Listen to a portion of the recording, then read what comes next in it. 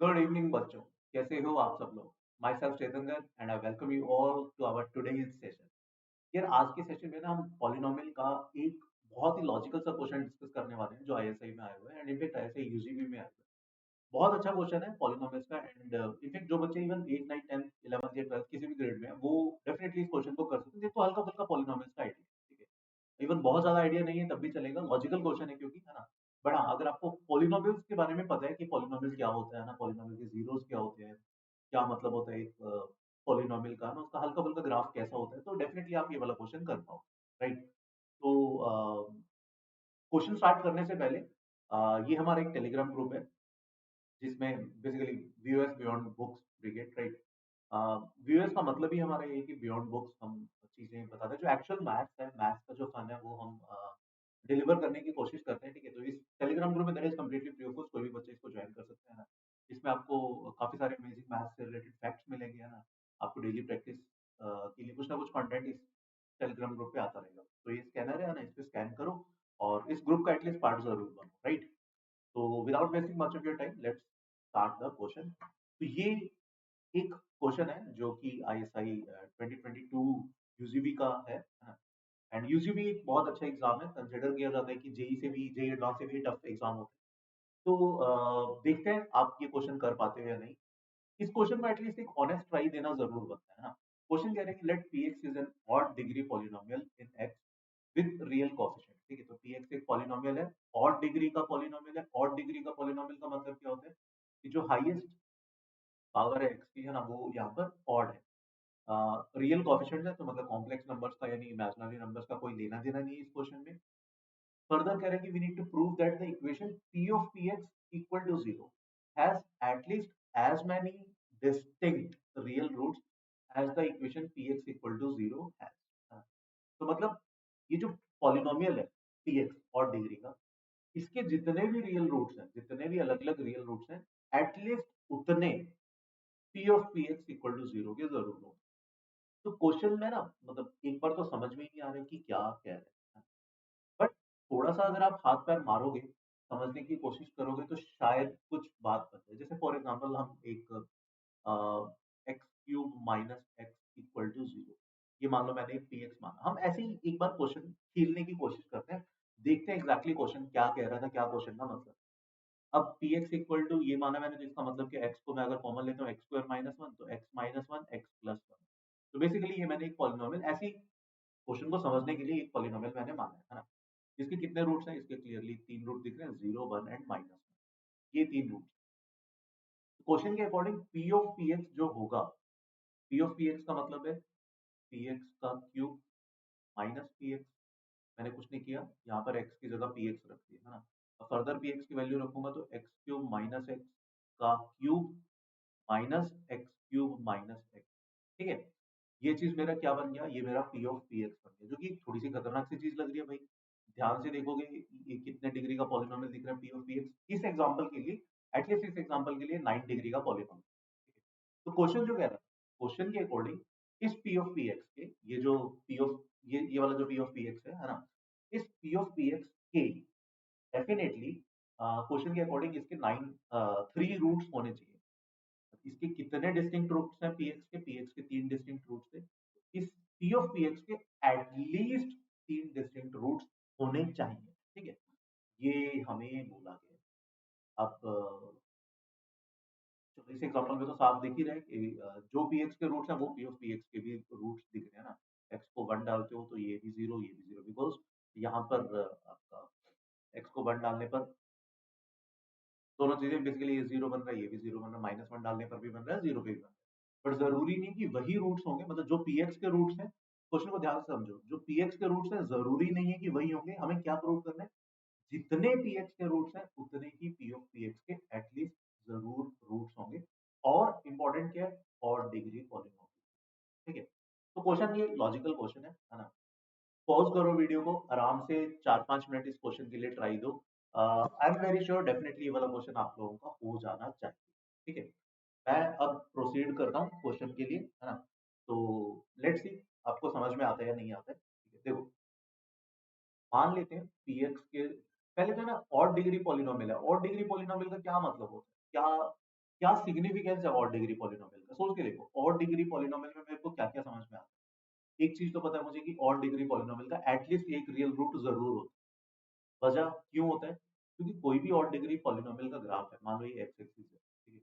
Odd degree polynomial का graph या तो माइनस इंफिनिटी से स्टार्ट होकर प्लस इंफिनिटी तक जाता है। बीच में, हाँ, बीच में कुछ भी हो रहा होगा, मान लो इस टाइप का कुछ भी हो रहा होगा, या हो सकता है डायरेक्टली ऐसे जा रहा हो, या हो सकता है बीच में कुछ इस टाइप से का होके ऐसे जा रहा हो, है ना। तो एक ऑड डिग्री का पॉलिनोमियल या तो माइनस इंफिनिटी से इंफिनिटी जाएगा, या फिर वाइस वर्सा, मतलब हो सकता है वो प्लस इंफिनिटी से इंफिनिटी तक जा रहा हो, किसी भी तरीके से। There can be lot many ways, है ना। पॉइंट क्या है उसकी रेंज, किसकी रेंज, पीएक्स की रेंज, एक और डिग्री पॉलिनोमियल की रेंज हमेशा ऑल रियल वैल्यूज होती है, मतलब वो सारी रियल वैल्यूज लेने के लिए कैपेबल होता है, ठीक है। तो अब मुद्दे की बात करें तो इस चीज का हमें क्या फायदा है? फायदा ये है कि देखो, मान लो px इक्वल टू जीरो के कुछ रूट्स हैं। मान लिया मैंने, इसके रूट्स हैं alpha one, alpha two, alpha three and so on. मान लो n रूट्स हैं अल्फा n, कितने हैं वो n मुझे नहीं पता, मैंने जनरल रूट्स मान लिए। तो इसका मतलब क्या हुआ कि भैया p of alpha one, p of alpha two, ये सारी वैल्यूज क्या होंगी, इसके अकॉर्डिंग ये सारी वैल्यूज होनी चाहिए कितनी, जीरो की। ये बात समझ में आ रही है, ठीक है। अब अब मैं कैसे जस्टिफाई करूं कि पी ऑफ पी एक्स के भी एन जीरो जरूर होंगे। अब देखो, इसमें काम आता है ये जो हमने अभी कॉन्सेप्ट देखा कि ऑड डिग्री का पॉलिनोमियल है, मतलब वो माइनस इंफिनिटी से इंफिनिटी या इंफिनिटी से माइनस इंफिनिटी जा रहा होगा, मतलब पी एक्स सारी वैल्यूज लेने के लिए कैपेबल है। मतलब क्या, डेफिनेटली, जैसे मान लो डेफिनेटली कोई ना कोई एक ऐसा एक्स1 होगा जहां पर p की वैल्यू, p ऑफ x1 की वैल्यू अल्फा वन के इक्वल आ रही होगी। देखो अल्फा वन एक रियल नंबर है, अभी कंफ्यूज मत होना। मान लो मैं एक रैंडम ग्राफ बना रहा हूँ, मान लो ये px का ग्राफ है, ठीक है। अल्फा वन कोई ना कोई एक वैल्यू तो होगी, ठीक है। मान लो अल्फा वन कोई ना कोई एक नंबर है ना, तो y की वैल्यू मान लो अल्फा वन यहाँ पर होगी। अल्फा वन बेसिकली x की किसी ना किसी वैल्यू के लिए p की वैल्यू अल्फा वन होती होगी, जैसे इस ग्राफ के अकॉर्डिंग यहाँ पर मेरा ये x1 है जहां पर p of x1 alpha one की। ये बात समझ में आ रही है, ठीक है। अब ये मैंने क्यों चूज किया, क्योंकि p ऑफ px को अगर मैं देखूं, है ना, अब यहाँ पर अगर मैं x की जगह x1 डालता हूँ तो क्या बनेगा, p ऑफ x1।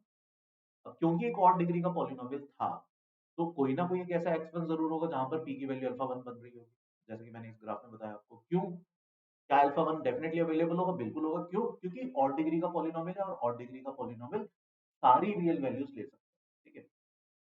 तो यहाँ पर अगर मैं x1 डालता हूँ तो p ऑफ x1 का मतलब क्या हो, p ऑफ x1 क्या है, अल्फा वन के इक्वल, तो ये क्या बन गया, p ऑफ अल्फा वन। और अल्फा वन क्या था, p का एक रूट जीरो था, तो इसका मतलब p ऑफ अल्फा वन क्या होगा, जीरो होगा।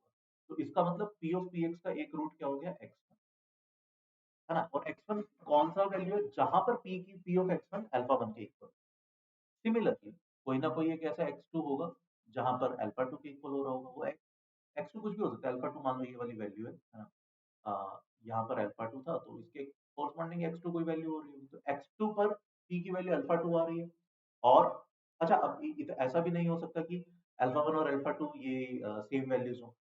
क्यों, क्योंकि बेसिकली फंक्शन बन है ना, एक एक्स के लिए दो अलग अलग वैल्यूज नहीं आ सकती, है ना। ये तो फंक्शन की डेफिनेशन होती है। तो ये एक्स वन एक्स टू ये डिस्टिंक्ट होंगे, क्योंकि alpha one alpha two distinct है। बात समझ में आ रही है, ठीक है।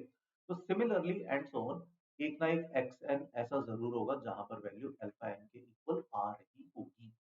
तो मतलब अगर ये सारे डिस्टिंक्ट रूट्स हैं, alpha one alpha two alpha three up to alpha n, ये डिस्टिंक्ट है, और क्वेश्चन में बोला था डिस्टिंक्ट रियल रूट्स, है ना।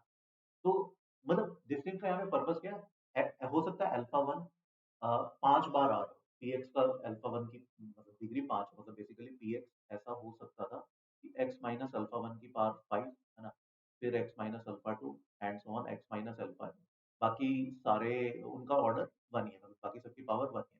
तो आइडियली देखा जाए पी एक्स के कितने रूट्स हो जाएंगे, एन प्लस फोर, है ना। बट हमें डिस्टिंक्ट की बात कर रहे हैं तो हम एन की ही बात करें। अल्फा वन तो रिपीटेड रूट हो गया ना, रिपीटिंग 5 है। हमें डिस्टिंक्ट देखना है, तो डिस्टिंक्ट अभी भी पीएक्स के कितने हैं, n। मुझे प्रूव क्या करना था कि p ऑफ px के भी n, at least n distinct real roots होंगे। तो वही हमने बोला यहाँ पर कि एक अल्फा वन वैल्यू अगर एक रूट है, तो कहीं ना कहीं x1 ऐसा जरूर होगा, क्योंकि और डिग्री का पॉलिनोमियल है जिसकी रेंज ऑल रियल वैल्यूज होती है। तो कोई ना कोई एक x1 होगा जहां पर p पॉलिनोमियल जो है बेसिकली वो अल्फा 1 वैल्यू अचीव कर रहा होगा। सिमिलरली कोई ना कोई x2 होगा जहां पर पॉलिनोमियल अल्फा 2 वैल्यू अचीव कर रहा होगा एंड सो, ठीक है। तो x1 x2 and so on xn ये p ऑफ px के n डिस्टिंक्ट रूट्स आ जाए, ठीक है। यही अब हमें इस क्वेश्चन में प्रूव करना था, ठीक है। तो देखो, जैसा मैंने अभी एक्सप्लेन किया, लॉजिकल क्वेश्चन था यार ये। अब इसमें ना थोड़ा सा हार्ड पार्ट क्या है, इस क्वेश्चन में हार्ड पार्ट ये है कि जो अभी मैंने समझाया आपको, उन शब्दों को, उस समझ को, उस थॉट प्रोसेस को शब्दों में लेकर आना, उसको लिखना है बेसिकली, क्योंकि यूजीबी का एग्जाम सब्जेक्टिव है ना। तो ऑब्वियसली मतलब अगर समझ में आ गया तो आई एम वेरी श्योर आप सब लोग शब्दों में तो इसको उतार ही दोगे, है ना। तो भाई देखो, ये यूजीबी का लेवल है ना। यूजीबी अगेन काफी अच्छा एग्जाम समझा जाता है, और आईएसआई बहुत बहुत प्यारा एग्जाम है। इनफेक्ट जो बच्चे जिन बच्चों का मैथ्स अच्छा है, या जो बच्चे जेई में तीनों सब्जेक्ट कोप अप करने के लिए स्ट्रगल करते हैं, जो तीनों सब्जेक्ट्स को मैनेज नहीं कर सकते, उनके लिए आईएसआई एंड सीएमआई एक बहुत अच्छा ऑप्शन रहता है, ठीक है। इनफैक्ट लास्ट 2 ईयर से हम लोग यहाँ पे वीयूएस में आईएसआई की प्रिपरेशन करवा रहे हैं, बड़े अच्छे रिजल्ट आए हैं। ये हमारे लास्ट ईयर के आईएसआई के रिजल्ट हैं। अराउंड लास्ट ईयर तक इंटरव्यूज होते थे, है ना। तो अराउंड 26 स्टूडेंट्स को हमने इंटरव्यूज के लिए प्रिपेयर किया था, जिसमें से 23 मेरिट लिस्ट में चले गए थे, है ना। जिनमें से 12 आईएसआई कोलकाता में गए थे, एंड 11 बच्चे आईएसआई बैंगलोर में चले गए। शायद मेरे स्क्रीन के पीछे आ रहा है, मैं इसको हटा देता हूँ, ठीक है। तो जैसा आप देख सकते हो, 11 बच्चे आईएसआई बैंगलोर में गए थे, right. Apart from ISI, CMI भी एक बहुत अच्छा कॉलेज है, ठीक है। चेन्नई मैथमेटिकल इंस्टीट्यूट, यहाँ पर भी अगेन मतलब इसका लेवल भी काफी अच्छा रहता है टेस्ट का, अराउंड जेई का लेवल के आसपास ही रहते हैं ना। आईएसआई में दो पार्ट होते हैं, यूजी यूजीबी, और यूजीबी सब्जेक्टिव होता है, यूजीए ऑब्जेक्टिव होते हैं। लेवल अगेन जेई एडवांस जैसा रहता है यूजीबी का, और यूजीए काफी हद तक जेई में जैसा रहता है। बट अगेन मतलब सिंगल सब्जेक्ट प्रिपेयर करना है इजियर रिलेटिवली तीनों सब्जेक्ट प्रिपेयर करना है। एंड ट्रस्ट मी, बहुत अच्छा कॉलेज है, चाहे वो नॉलेज पॉइंट ऑफ व्यू से हो, आईएसआई और सीएमआई दोनों, है ना। चाहे वो जॉब प्रोस्पेक्ट के हिसाब से हो, या फ्यूचर में इवन मतलब अगर आपको फर्दर रिसर्च वर्क में जाना है, तो डेफिनेटली फिर आईएसआई सीएमआई से कोई बेटर ऑप्शन है ही नहीं है। लास्ट ईयर हमने जून जुलाई में बैच स्टार्ट किया था, तो बहुत सारे बच्चों का इस साल फीडबैक आ रहा था कि सर इस बार स्टार्टिंग से ही, अप्रैल से ही कोई बैच स्टार्ट कर दो। तो हम एक ये बैच लेकर आए आईएसआई सीएमआई 2025 का, है ना। ये अभी अप्रैल से ही स्टार्ट हो रहा है, ठीक है। स्टार्ट डेट बेसिकली इसका 8 ऑफ अप्रैल है, एंड डेट गलत है ये। ये बेसिकली आपका यूजीए यूजीबी के एग्जाम तक जाएगा, तो मतलब आप मान सकते हो मई तक आपके पास ये सेशन की रिकॉर्डिंग्स रहेंगी, एंड मतलब बेसिकली लाइव सेशन है, एंड मई तक के आपके पास सेशन रहेगा, ठीक है। 80 लाइव लेक्चर्स है, अपार्ट फ्रॉम दैट 10 यूजीबी के, स्पेसिफिकली यूजीबी के, जिसमें जैसे हमने आज क्वेश्चंस डिस्कस किए हैं, उससे रिलेटेड कॉन्सेप्ट, उससे रिलेटेड उस तरह के क्वेश्चंस हम डिस्कस करेंगे इन 10 सेशंस में, ठीक है। काफी सारे टेस्ट होंगे, 12 तो यूजीए के टेस्ट होंगे, 5 फुल सिलेबस टेस्ट होंगे आईएसआई पैटर्न के, और 3 फुल सिलेबस टेस्ट होंगे सीएमआई पैटर्न के। उसके अलावा जो नॉन जेई सिलेबस है, जैसे नंबर थ्योरी हो गया, या यूक्लिडियन ज्योमेट्री हो गई, या कुछ कुछ चीजें थोड़ी सी और होती हैं जो आईएसआई में आती हैं, जो जनरली जेई में थोड़ी बहुत ही इतनी ज्यादा वेटेज नहीं रहती है, तो उसके भी अलग से सेशन रहेंगे। बैच आपका Monday Wednesday Friday 3 days a week रहेगा। टाइम 3 से 4:30, 1.5 आवर की क्लास होगी। क्लासेस मैं और अवैसर दोनों लेंगे, ठीक है। तो अगेन ये बैच जैसे मैंने अभी बोला, अप्रैल से स्टार्ट हो रहा है, 8th ऑफ अप्रैल से। तो भाई इसका प्राइस 13,000 का, but again yes you can apply this coupon code CGPRO, तो आपको 10% का डिस्काउंट मिल जाएगा, and you can get this batch at 11,700, right. तो अब ये बैच मेजरली उन बच्चों के लिए जो अभी करंटली 12th या ड्रॉपर्स हैं, राइट, जो बेसिकली 2025 में आईएसआई का एग्जाम देना चाहते हैं। या ये बैच कह सकते हो आप उन बच्चों के लिए भी है जो थोड़ी सी एडवांस में अपनी प्रिपरेशन करके रखना चाहते हैं आईएसआई की, ताकि एक साल और फर्दर उसको रिफाइनमेंट में लगाएं। तो 11th वाले बच्चे भी इस कोर्स को ऑप्ट कर सकते हैं। बट मतलब हाँ, डेफिनेटली ये कोर्स करने से आपका जेई का मैथ्स भी डेफिनेटली काफी अच्छा हो जाएगा, राइट। आईएसआई सीएमआई में तो डेफिनेटली बहुत सारी अच्छी चीजें रहेंगी, बट जेई का मैथ्स में भी काफी हेल्प मिलेगी, ठीक है। अब आते हैं उन बच्चों के लिए जो 8 9 10th में है। उनके लिए देखो, आईएसआई का एग्जाम ऑब्वियसली वो 2025 में तो नहीं दे पाएंगे, तो मैक्सिमम वो 2026 या 27 में दे पाएंगे, है ना। और तो उन बच्चों के लिए, या जो बच्चे अभी 8 9 या 10 में जो चाहते हैं कि भाई 11th में एंटर करने से पहले एटलीस्ट उनका जेई पॉइंट ऑफ व्यू से फिजिक्स केमिस्ट्री मैथ्स में से कोई एक सब्जेक्ट बहुत अच्छे से हो जाए, तो this batch is for you, full math mastery course. लंबा बैच है, अराउंड 2 साल का बैच है ये, ठीक है। इसमें जैसे कि आप देख सकते हो 156 लाइव लेक्चर्स हैं, 31 पार्ट है, 31 बहुत बड़ा नंबर है टेस्ट का। बड़ा इसलिए बिकॉज़ ये बैच भी बहुत लंबा है, काफ़ी लंबी कमिटमेंट है इसमें, है ना? 2 साल का ये बैच है। अपार्ट फ्रॉम 31 पार्टर्स 5 फुल टेस्ट होंगे आईएसआई पैटर्न के, 3 फुल टेस्ट होंगे सीएमआई पैटर्न के। डेली असाइनमेंट्स मिलेंगे, असाइनमेंट्स के सॉल्यूशन होंगे, ऑब्वियसली हम उसको डिस्कस भी करेंगे, है ना? अगेन ये बैच 2 डेज़ अ वीक है। 2 डेज़ अ वीक इसलिए रखा है because 8th, 9th, 10th, 11th के बच्चे होंगे, है ना इसमें। तो बहुत ज़्यादा हेक्टिक नहीं करना चाह रहे बिकॉज़ अभी 8th, 9th, 10th में जितना ज़्यादा बच्चा अभी सेल्फ स्टडी कर पाएगा, जितना ज़्यादा चीज़ों को खुद से टाइम दे पाएगा, उतने ही ज़्यादा उनको समझ में आएगी, है ना? तो मंडे और फ्राइडे को ये बैच हमने रखे। टाइम इसका 1 एंड अ हाफ आवर का ही है, वही 7 पीएम टू 8:30 पीएम। मैं और अभय सर दोनों हम इस बैच को लेंगे, राइट? अगेन ये बैच स्टार्ट हो रहा है 15th ऑफ अप्रैल को। एंड डेट 26 दिसंबर 2025 है। 2 साल का बैच है, अगेन इससे भी थोड़ा-सा एक्सटेंडेड ही रहेगा ये। क्योंकि थोड़ा लंबा बैच है, तो इसका प्राइस जो है वो 26,666 है। Again you can apply this with coupon code CGPRO and you will get this batch at 24,000। ठीक है? तो ये बैच जो है ये मेजरली उन बच्चों के लिए जो अभी 8th, 9th, 10th या 11th में। इसको करने से इस बैच से ये है कि आपके एक तो आईओक्यूएम की प्रिपरेशन हो जाएगी। आईओक्यूएम के 2 साइकिल आएँगे इसमें, ठीक है? एक तो आप 2024 वाला आईओक्यूएम दोगे, है ना? और एक 2025 वाला। 24 के आईओक्यूएम तक काफ़ी सारी आपके आईओक्यूएम की प्रिपरेशन हो जाएगी इसमें। 25 तक आप पूरा आरएमओ का एग्ज़ाम भी इसमें दे पाओगे, राइट? एंड ऑब्वियसली इसमें पूरा जेईई का, जेईई मेन, जेईई एडवांस का मैथ्स कवर होगा। आईएसआई, सीएमआई की तो प्रिपरेशन रहेगी, राइट? तो भाई ये था आज के सेशन में। अगर आपको सेशन अच्छा लगता है तो यार प्लीज़ सब्सक्राइब वगैरह ज़रूर कर दो। आप कोई स्पेसिफिक टॉपिक पर अगर सेशन चाहते हो तो कमेंट सेक्शन में ज़रूर लिखो। हम है ना डेफिनिटली कोशिश करेंगे वो सेशन लेकर आने की जो भी आपका टॉपिक है। And that's it for today's session. Next session में मिलते हैं ना। Till then please take a very good care of yourself.